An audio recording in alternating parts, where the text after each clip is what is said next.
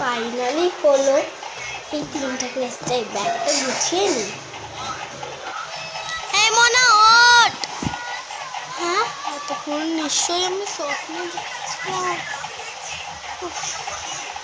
Finally আমি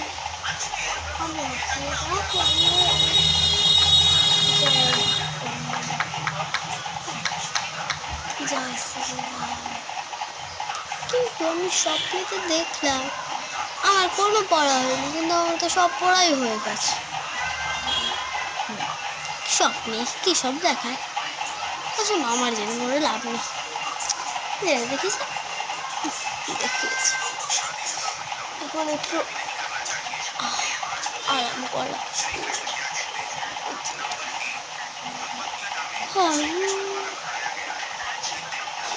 ও আজকে তো রবিবার, মা আজকে রবিবার।